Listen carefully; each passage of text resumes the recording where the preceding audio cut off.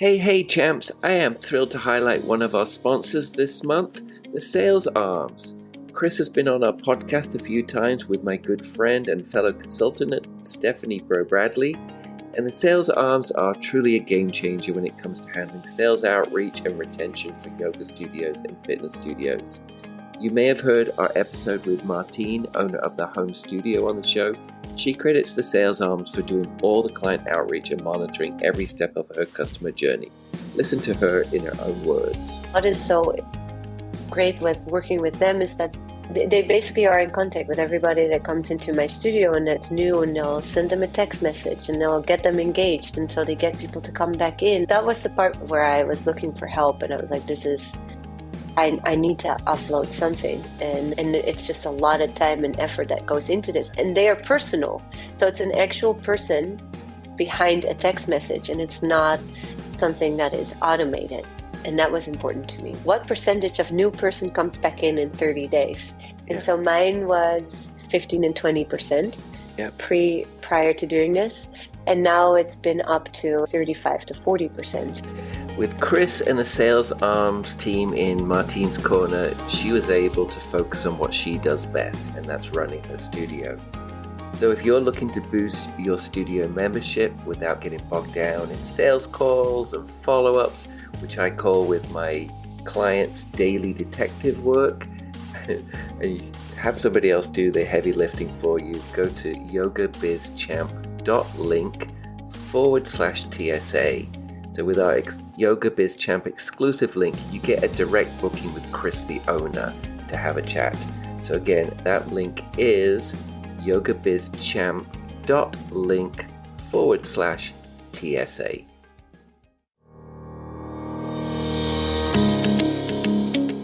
Hey champs, welcome back to another insightful episode of Yoga Biz Champ.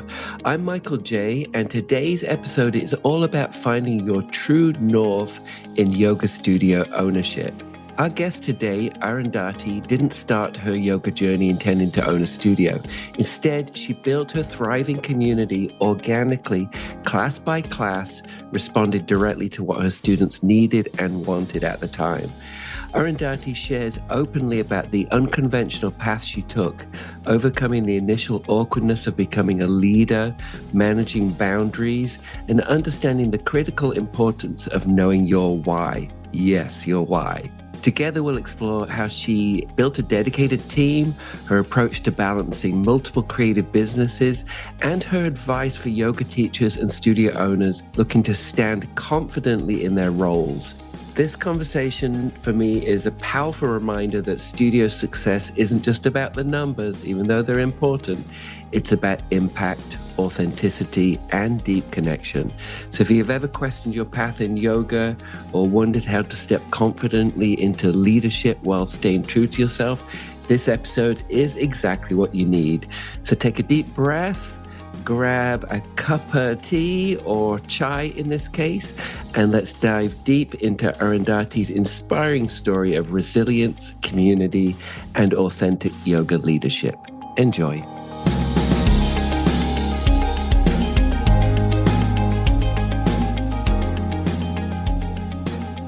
Welcome to an episode of Yoga Biz Champ. Today I'm thrilled to have Arundhati, who is an immigrant yoga teacher who built her thriving career from scratch. Despite having no prior business experience background, I want to talk about that.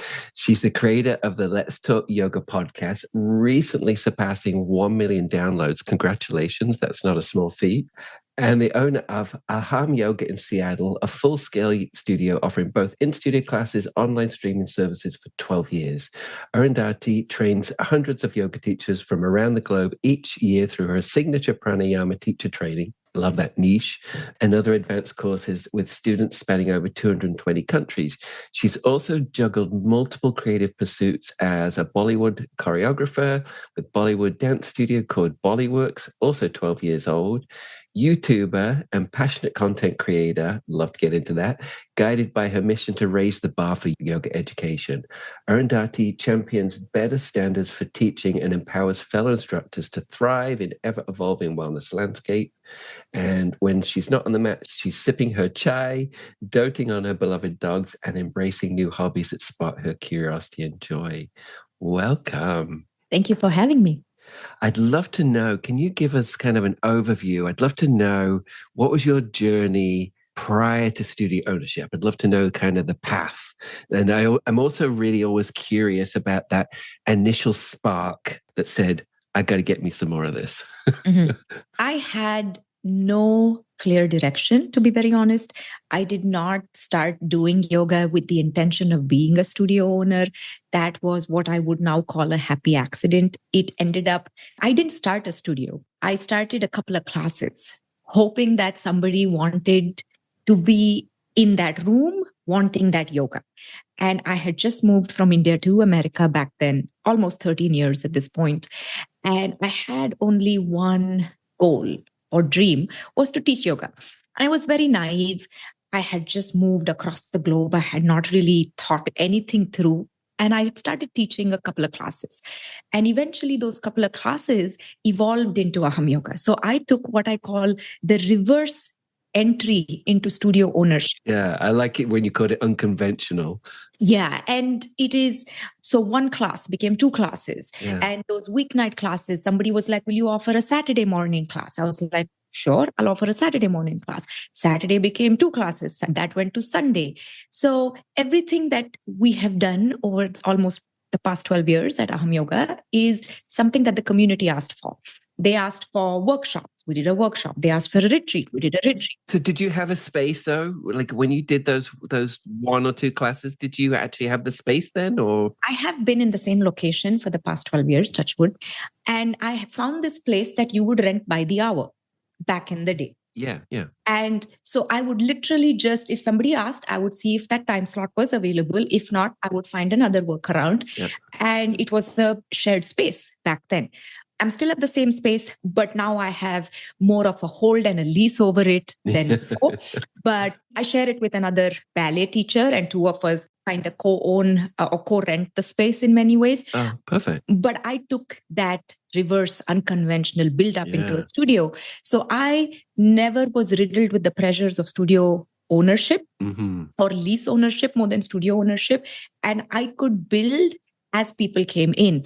I didn't build and then said, now come in, here's all that I have. Yeah. So it was community driven, and we still have less classes than the conventional yoga studio on schedule. Yep. On a given day, at best, we will have 2 or 3 classes running. Yep. And that's plentiful. But I'm just guessing, when your audience wants a class. Oh, yeah, absolutely. Right. Yeah. It's like those are really prime times for those people, right? Yeah, we have our prime time, our peak slots. We experiment. Yeah. And I have been at that studio for 12 years, 6 days a week, sometimes 7 days a week.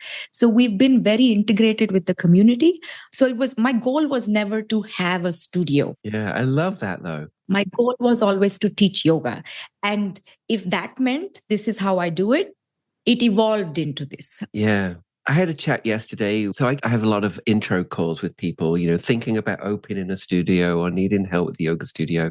And I met with a couple yesterday, and they're dreaming of a yoga studio in California. And they was feeling pressure from a landlord about taking it. And I'm like, what I've learned over the years with my own studio and then with watching other studios, and as yoga teachers, tap into those meant to be's, those things that naturally unfold, and that there's a easy path there. It shouldn't feel difficult. But I always say, just really don't tune that out. Like really, listen to those things that unfold in front of you. Mm-hmm. It's that, and it's also a couple of other things, right? First, you have to find your why. 100%. And until you find your why, everything else is then external of that why. So I think anyone who wants to teach yoga in a broader capacity has to have that why. I Can you go on more about that? I want people to hear this because it's the differentiator. It is. But it's also the clarity as a studio owner for you. And so if you could just share what your thoughts on that, I'd love people to hear that, because when I meet with people, I make them go back to their why if they don't have one. And I still go back to my why, because sometimes I'm like, oh my God, why am I doing this? And I don't have one service-based business. I have two between the dance studio and this. And it is a lot of work. But for me, the why got established really early on. And I don't have a special formula. I don't have a way of making people discover this, but it was something very internal.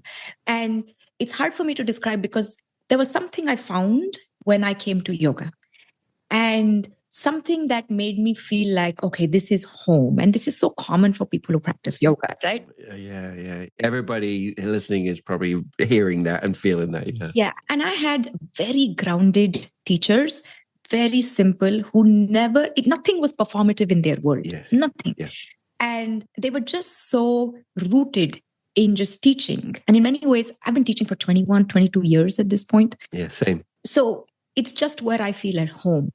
But my ethics got instilled at a very early on point in yoga. And I think, Michael, for some of us who came to yoga before social media took over, before these performative markers got put in place, right? I just think we are grounded a little differently. And we didn't step into the noise. We noticed the noise and eventually decided to participate in it, but we weren't initiated by it. I don't know if that makes sense. Actually, on a theme of probably the last 3 episodes. Because back then, I'm not going to go too deep on this because I've already talked about it, but back then it was the community studio before the franchise model kind of happened. And also the teachers were very authentic in the teaching. And so my teacher, Joya Irwin, I said this on the last episode, we paid up front to learn from her in a disgusting basement with gross props.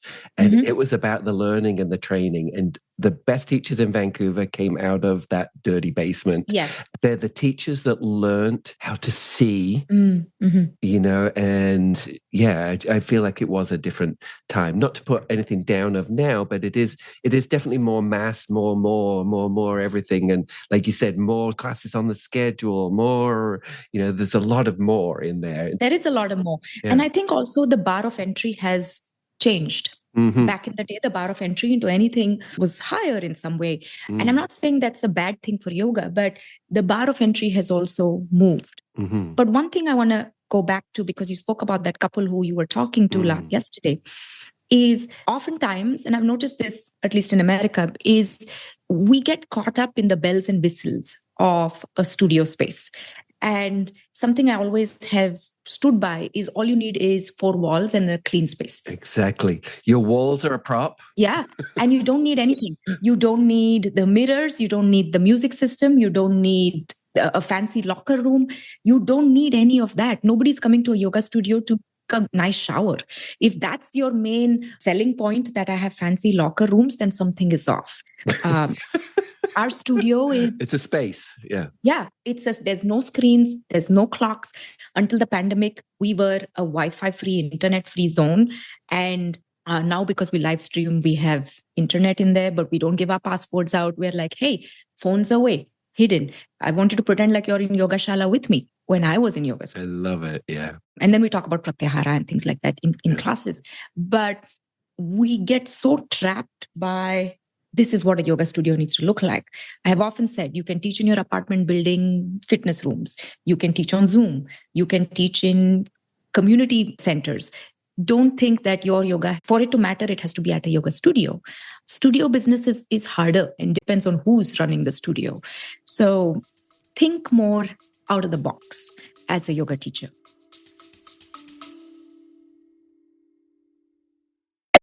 Hey Yoga Biz Champs, are you ready to take your yoga business to the next level? Then listen up, because I want to tell you about our sponsor, Offering Tree. Offering Tree provides an amazing all-in-one business platform. We're talking website building, easy bookings and marketing tools, all designed to make running your yoga business a breeze. And OfferingTree is giving Yoga Biz Champ listeners a fantastic deal. You can get 50% off your first 3 months or 15% off an entire year. Just use the link in my show notes or head over to offeringtree.com/Yoga Biz Champ podcast. But that's not all. Imagine your clients booking their favorite class with you right from your app. OfferingTree is also helping you create a seamless brand experience with your very own custom branded app. To help you get started, OfferingTree is waiving the setup fee just for Yoga Biz Champ listeners until May 21st. All you have to do is book a demo of their branded app and mention you're a Yoga Biz Champ listener. You'll find the link to book your demo in the show notes. So don't miss out on these incredible offers from OfferingTree. Take control of your yoga business and give your clients the best experience possible. Yeah. So the studio naturally evolved. At what point, because I feel like this is the conversation I have a lot with studio owners, because I see you have a manager and it says on your website you've had for 5 years. And I'd love to know at what point you said, I can't or I don't want to do it all by myself, or it's worth, I'll say if somebody's going to invest in a person, a coach, a software, whatever it is, there should be a good return on that. Mm-hmm. And so I'd love to know at what point did you go, okay, this is really a business now and I need help to move it forward. I'd love to kind of know where that happened. For years, I did everything by myself. Yeah. And that's just what I could afford. And that's what I did. And I don't have a business background, right? It's scrappy. Yes. And I'm very, be scrappy, get going. Okay. So for the first, I would say 3 years, I did everything by myself. And I also believe as a business owner, you should be in every department. Well, because you're all the roles, right? So you know how to clean the toilet, you know how to be a marketing person, a salesperson, front desk. Absolutely. Yeah. And whether it's not about whether you love it or don't love it. If your why is strong enough, you will do what is needed, right? Yep. So for the first few years, I didn't. First, at least 3 years. And then I hired someone for like 5 hours a week. Mm-hmm. And it was very basic admin. And I myself had never had a team, right? Mm-hmm. So I had to go teach myself. And you had to learn how to be a boss. Yes. And how to lead someone else. Uh-huh. So for the next couple of years, I just had admin support 5 hours a week, 10 hours a week, things like that. And my studio manager today, in a couple of months, she'll be with us for 6 years. And she started as my admin assistant, mm-hmm. remote, from Washington State, but remote. And we've met only once in person, I think last year, but otherwise we've been remote. Fantastic. And now she handles a lot more of what we do, but I didn't get there overnight. Yeah. It took me years to build up to it, but I would say it comes down to knowing very clearly what you can and should want and need to delegate. Yay. Yeah. I have a tough time with delegation too. Because I never wanted a team. Well, I always find sometimes it's like, oh, by the time I explain how to do it, I could just do it. Yeah. Oh, I did that for so long. But it's also realizing that your time is better used elsewhere. So I always say, triple down on your superpowers and the things that really feed you and delegate the things that drag you down, you get bogged down by, don't enjoy. I would actually say something a little different. Okay. I would say you got to do it all. Yep. And then if you have plenty of time left over and you can do it all and you don't need that help, fine, go for it. If you're teaching 2 classes a week, right, and you don't have a full-scale studio or a second business or a full-time job, you could probably manage most things of your business. But if you are feeling maxed out in capacity, then delegate, right? And when you delegate, don't delegate only things you don't like. Okay. Delegate what needs to be delegated. Mm-hmm. Okay, like I don't like sitting and looking at numbers and finances and tax things and reporting. And I don't like that stuff. Yeah. I am still there. Now my manager is in it too. She actually has taken over that side of it. But I am there too, keeping an eye on it, going through things. Yeah. So I would say, don't get lost in, I only have to teach yoga. I only have to teach yoga.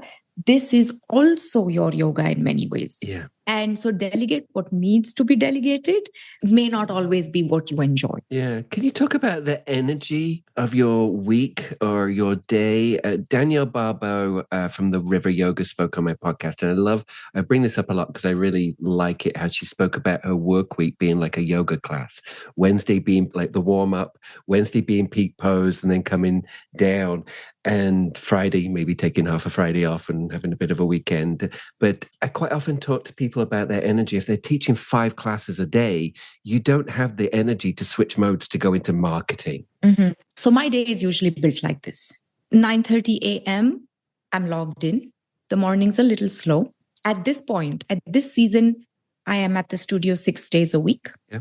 So 9:30 to about 2 p.m., 2:30 p.m., I'm here at my desk doing all things admin, marketing, content creation. And again, I have 2 studios, right? The dance thing, the yoga thing, and then the online world of things. Yeah. So I'm jumping, I context switch quite a bit. Yeah. And I do have, like today is all things Bollywood, and that studio. Tomorrow is all things teacher training. So you time block, Batch work, but it doesn't always, you're not able to keep it bulletproof like that. Yeah. Sometimes there are urgent fires you need to go put out. Right. So usually I have 9:30 to 2:30 blocked off for backend, then a small break.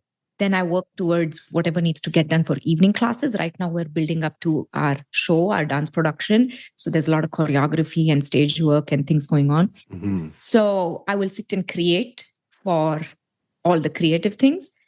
And then 5 p.m. to 10 p.m., I'm at the studios.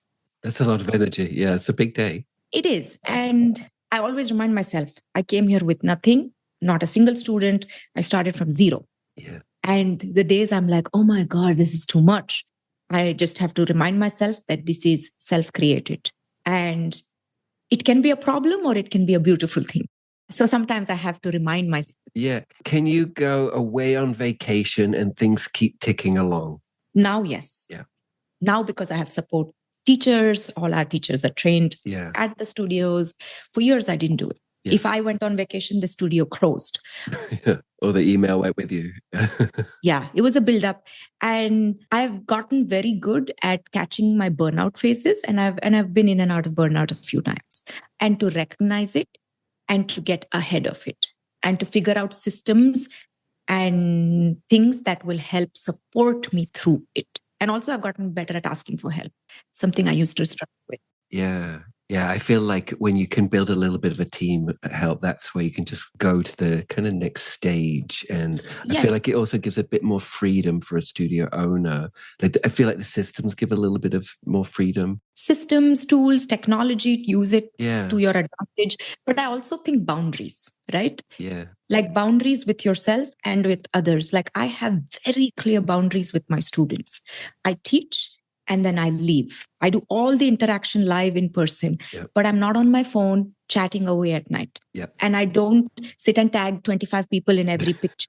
I don't do that. We have an official content creation loop for the studio and my own page.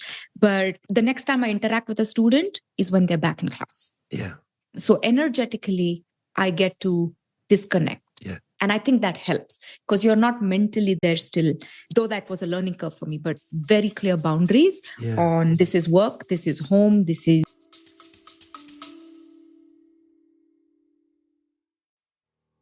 Hey champs, I want to spotlight our podcast sponsor and someone I consider both a friend and a trusted expert, Mitch McGinley from Boutique Fitness Brokers. He's been on my podcast multiple times. He's a former yoga studio owner just like us. Mitch and his wife successfully sold their studio just like I did, and now he helps others do the same. So if you've heard my conversation with Jill Agonias on this podcast, she sold her studio for well over asking price thanks to Mitch's guidance. Whether you're thinking about selling your yoga studio for top dollar or you're looking to buy an existing studio, and let me tell you, that can be a great head start instead of building from scratch. Mitch is your go-to guy, seriously. He understands the ins and outs of the yoga industry, from valuation to finding the right buyer or seller. Plus, he's been right where you are, so he gets it. I'm always talking about building a profitable business that can be sold or carried on. My former studio is in its 22nd year now, and it's under its third owner, and I consider that a legacy. So if you want to explore your options for buying or selling, head over to yogabizchamp.link/BFB to book a no obligation chat with Mitch himself. And trust me, it's never too early to start planning for your yoga studio's future success. Again, that's yogabizchamp.link/BFB. Studio. Can we go back a little bit to something you touched on before, and that is team leadership? And I talk about this a lot because it's something that I feel like I help a lot of studio owners do, but it's also something I feel like the yoga teacher, because you say here that you are also champion for better standards for teaching, but I want them to always feel like they're standing in their own two shoes or bare feet of their studio and able to fair and firmly say what my expectations are for my studio. And I feel sometimes there's a lot of shyness around a studio owner when they first start having to all of a sudden be boss and need to put a structure in place. Can you talk about that phase for you and that learning of having no business to now going, oh, I'm in charge of a team and of the client experience? I remember my early days. I would hesitate to ask clients to pay for classes, and I remember, because I still have that bodily experience of standing there and noticing this client walk out without paying, but feeling very awkward to go ask them to pay for class. And then I would come home and I would vent to my husband that I didn't do it, and he would just look at me and be like, yeah, just decide, is this a hobby or is it your business? Mm-hmm. And it took me a while to get comfortable with that role. But what I did was I said, okay, these are systems. For someone to be in class, they have to pay. And if one student is not paying and all others are paying, it is not right for the ones who are paying. Yeah. So if I want to be very even towards everybody and tapping back into my ethics, that is not right. So what does that entail? Me having a very back then uncomfortable conversation of, hey, you got to pay. It's common sense, right? You pay for something, you are going to go. And so it was me that was the problem. So now I made it very clear that you got to pay. I would have some signage up and I would do check-ins before class. Mm-hmm. And I would stand there at the door near the desk and I would be like, oh, okay. Back then it was paper punch cards, Michael. That's how old the studio is. No. That was my studio. We had a box and then we had a binder. Yeah. And I had somebody checking the punches versus the binder. That's what I paid someone to do. That was my admin, was checking the punches. I used to have pen and paper and like an attendance sheet. And then we went to the box and the binder. And I was like, nobody starts class until everybody's checked in. Yes, because I've had clients who would, and to me, this is the problem of the industry, where you allow people to come to classes for free. It's something we don't do. Yeah. We don't offer free classes. And where I live, it's a very privileged neighborhood. So everybody who's coming there is working at Google, Microsoft, Facebook, Amazon, and they're not getting any free classes at a small business. Yeah. And it's a matter of principle. So I would just be there checking everybody off. And I would, over time, got a little bolder in saying, oh, have we checked you in? Oh, you don't have a pass. Okay, we can take care of that right now. It'll take 2 minutes. Yeah. And now it's seamless. Now everything's digital now. Yeah. Everything's on the app. People will come in. It's gotten better. But the only thing that made me get over that awkwardness of standing up and telling people what to do was realizing that the ship is either going to sink or sail. Yep. And I always want to be very professional. So everybody in the room pays or nobody in the room pays. Yeah. So those kind of ultimatums for myself is what made me eventually get over that hump. But then you have to apply that to your team now for the structure. There's expectations and you're now the boss of people that you want to arrive on time, that you want to reflect your why and your values, and you want them to be the best teachers. But now you're in a role of having to hire and have expectations. Can you talk about that part there? Yes. So all the teachers at the studio were once students at the studio. Ah, okay. Okay. And they went through our teacher training programs and willingly chose to cross over. Yeah. And then we auditioned them and picked. Create your own team. Yeah. So everybody there is extremely integrated into the community. Yeah. And I'm aware of the struggles yoga studio owners have with their teachers and staff, but we have a wonderful teaching staff. They are there ahead of time. Everything's usually handled. We have our back-end communication groups. If something is off, they know I'm a phone call away. And we've never really run into issues. Okay. Occasionally, they get stuck on the app. They don't know how to do a few things. They just reach out to my studio manager and she'll sort it out. And we've never really had ugly instances, difficult moments. We've always been able to build a culture of living your yoga in many ways. Yeah. So we have not had a rough time with my teachers because they have all been students. The yoga has helped them so much that they went into this teaching role. So it's a very tightly knit teacher group. I love that. Yeah. Yeah. There are only more positive things than negative there. So it warms my heart. Mm. We're kind of at the first quarter of 2025. And what do you do to look ahead with your business? With my coaching folks, we meet every October and we plan out the entire year ahead and look at data in the software to make decisions based on data, not just things feeling right. I'd love to know how you look ahead. So we look at it as 4 different quarters. Yep. And I have a rough idea of, so classes run all through. Then there's the next level, which is workshops and one-time events. Then there's a level higher above that, which is your long-form teacher trainings and the ones that require more time and commitment. So the classes are something that span 12 months. Once we put something on schedule, we give it a certain amount of time. So you stick to that to see if it works. Yeah. And then assess it. And honestly, Michael, there are only that many peak hours in a day. Yeah. Right? So to make sure we know that if the studio is available from so and so time, and these are our peak hour slots, we got to have something scheduled in there. So the classes are set up first. Then we now have started looking at one-time events and workshops. And we need to know per quarter what's happening next quarter. That's it for workshops. Yeah. And they need time to promote, right? Instead of being just like throwing it on. Yeah. Yeah, you need a 3-month emergency 6-week build up, but that's it. Anything that comes under 6 weeks, we're not doing it. We'll wait. Yeah. So quarter to quarter for workshops. The teacher trainings, because they are also 12-hour days for my calendar. And they take a different marketing too. Yeah, that we look at about 6 to 8 months ahead of time. Just to put it on the website, put it on the calendar, start talking about it. But that's how we go. Yeah. Classes are set up first. Then all your workshops quarter to quarter. About 2 quarters ahead, we look at long form launches and to build that in. Great. I think it's so important. I feel like there's so many studio owners that are reactionary to what is happening right now.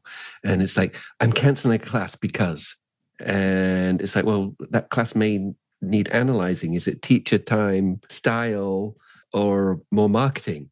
Yeah. And so I also think what yoga teachers need to do, and I'm speaking from my learnings and what I had to teach myself, was to take the long view. Yeah. Right? I stepped out of yoga to teach myself some of these skills. I would listen to podcasts. I would read books. Yeah. I would go enroll in courses that would help me write better emails or marketing or something. I don't think I've done a marketing course, but generally communication. I always talk to yoga teachers about this. Queuing is not your only thing. You are communicating. So you have to get better at communication, not queuing. If you are stuck in queuing, you have lost a lot of context. And the relationship. Yeah. So really I had to step outside of yoga to give myself these skills. Yeah. And I would recommend that anybody who's looking at studio ownership, firstly, I'd be like, why? There are other unconventional ways to get all the joys of teaching yoga. But if you're looking at conventional studio ownership, then step out of yoga, go learn this in a good, wholesome way, and then integrate the two in a way that makes sense for you. Yeah. Can we talk about social media on that? Because I feel you've got a really good following and you are very confident when you show up on social media. And I feel like that's something I have conversations with shy yoga studio owners all the time.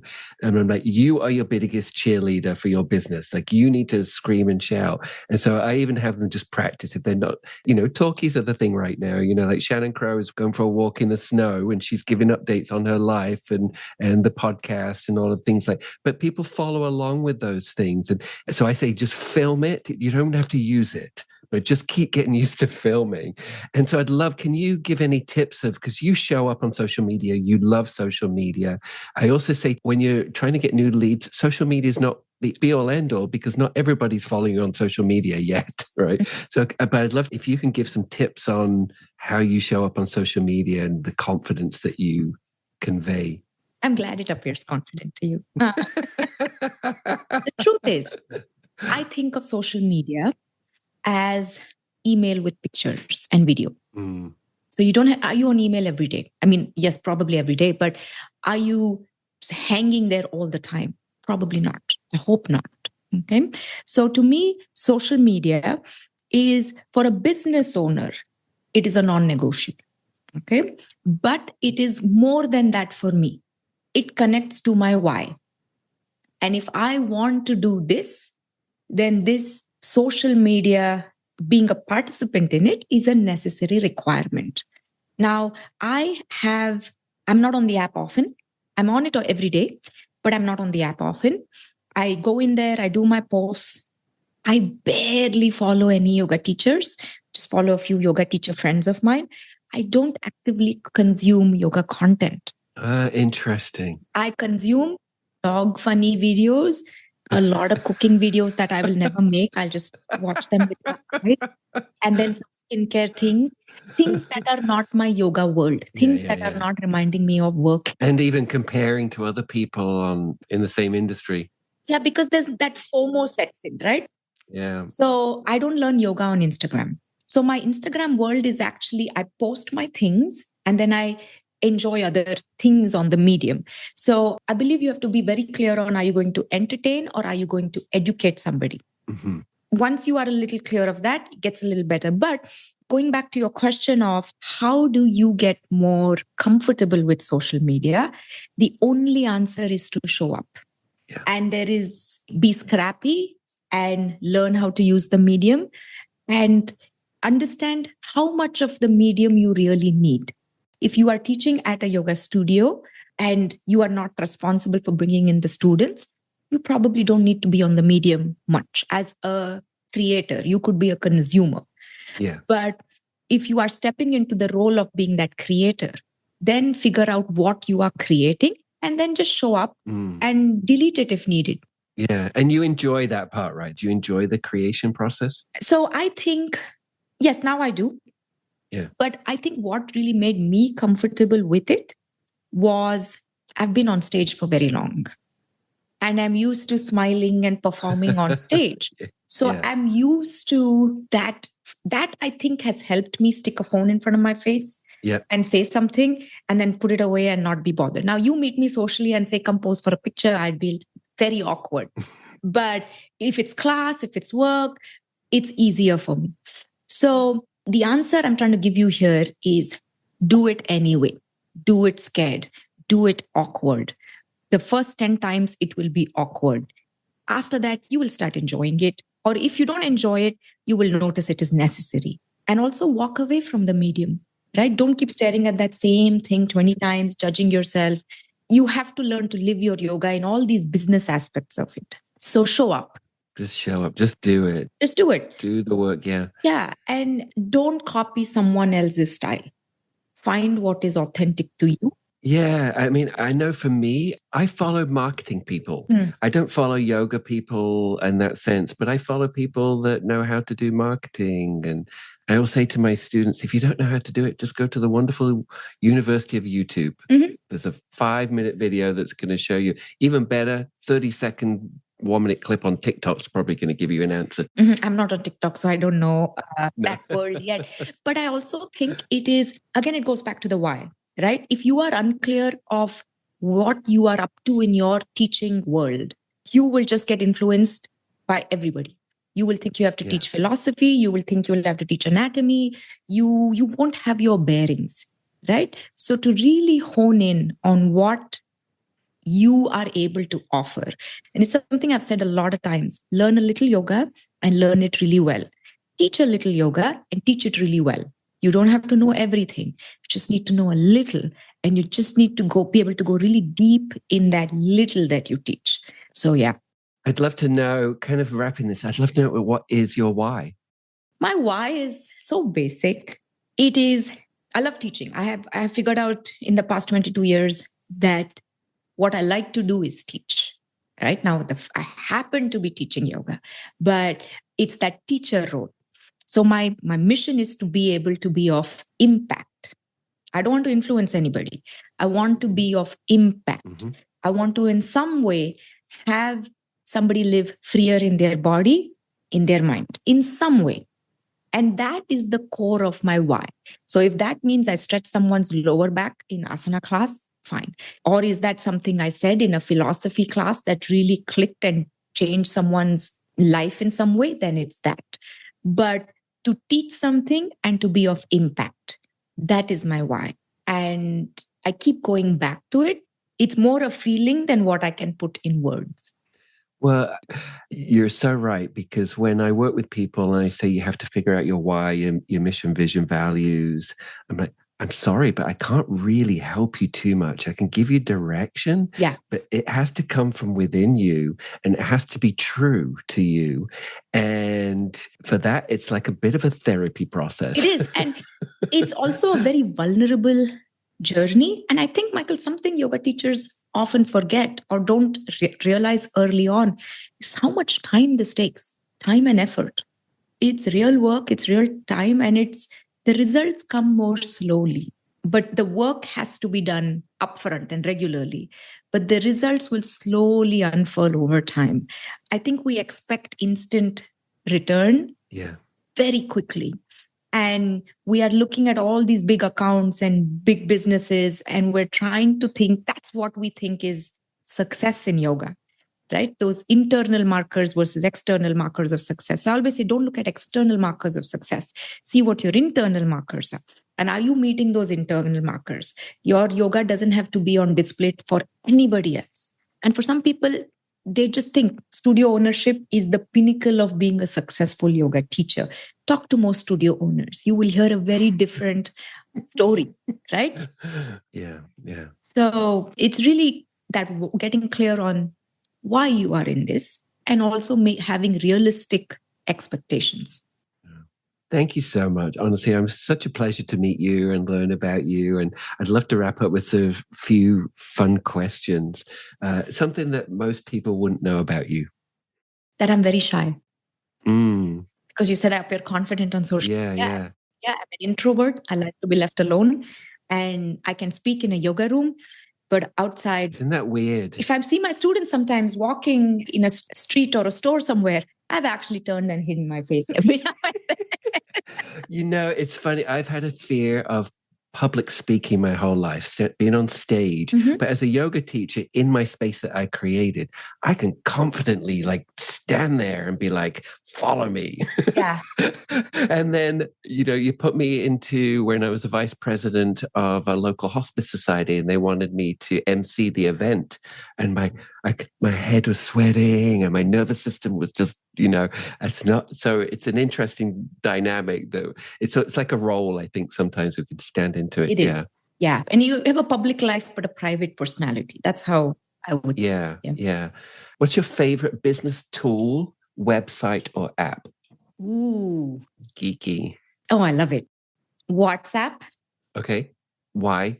Because, yes, I use it mainly. That's how I speak to my studio manager. Yep. We have our teacher studio groups, and a lot of work actually happens on WhatsApp for us, communication-wise, organization-wise. Yep. It's a good way to store things.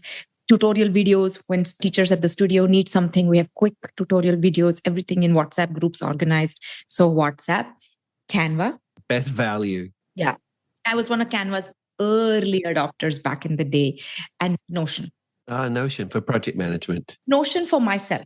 Notion for my courses, podcasts, my work zone is Notion, though I also end up wasting time in there because trying to do stuff in Notion. But my studio manager it works on Trello. Yeah, I'm a Trello fan. Oh, is it? Yeah, I'm not there much. What's your go-to website or app for fun? Time out. YouTube. You get lost on YouTube? I actually don't get lost on any app anymore because I think my plate is just so full right now. I can't afford to. Yeah. I've gotten lost on doom scrolling and things like that. YouTube. And I will watch useless cooking videos that I will not make anything from. And I will watch it over and over again. And I'll watch it like I have so many culinary skills. But my guilty pleasure. I love that. And if you were a yoga pose, what would you be and why? Downward facing dog. Why? I just feel so effortless in it. That's not everybody's experience. I know. But I'm long-limbed. So Yeah. My body just goes into it. How do people find you? Oh, we'll put it in the show notes too. Well, if you are on Instagram, it's Arundhati Baitmangalkar, because why not? It's a long name. I'm also at my studio at Aham Yoga. We have online streaming, live stream, as well as in-person classes. And I am in the podcast world as Let's Talk Yoga. Yeah. So all these three places and then some. And then through the podcast, we do our online courses and we announce those as a newsletter. But everything is in these three hubs. Yeah. And just quickly, your podcast. So if it's yoga teachers, yoga studio owners listening here, can you tell them a little bit about what your podcast covers? So the podcast, it was created to be a timeless resource for yoga teachers, like a continuing education tool for yoga teachers. I actually call it free yoga teacher training, sitting there for people. We cover a range of topics from teaching methodology, teaching tips, sequencing, philosophy. We get nerdy about sometimes the marketing and business side of things. So it's meant to be a teacher's companion, a teacher's toolkit in many ways. So you want to learn about something in philosophy, chances are we've covered it. And I've always wanted to have access to world-class teachers. And living in sleepy Redmond, you don't have that access. Mm-hmm. So I was feeling very cut off. And the yoga nerd in me wanted a resource like this. So I went ahead and created it. I love it. And it's mainly meant to be continuing education for yoga teachers. Well, thank you for being on here and inspiring yoga studio owners and wannabe yoga studio owners. Oh, thank you for having me. Thank you again. It's been an absolute pleasure getting to know you today. Thank you, Mike. Thank you.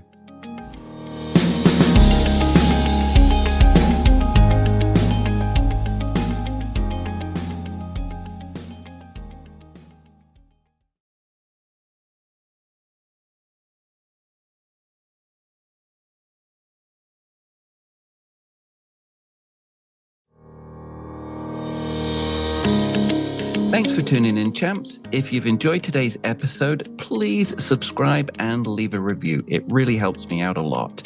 And if you're ready to open your own studio or grow your current one, visit yogabizchamp.link/podlink. Again, that's yogabizchamp.link/podlink to book your free strategy call with me and explore my Start a Studio and Grow a Studio packages. And you'll also get access to all of my free Yoga Biz Champ resources there. And you can also check out the video content on YouTube for more insights and follow me on all social media platforms at Yoga Biz Champ. See you next time.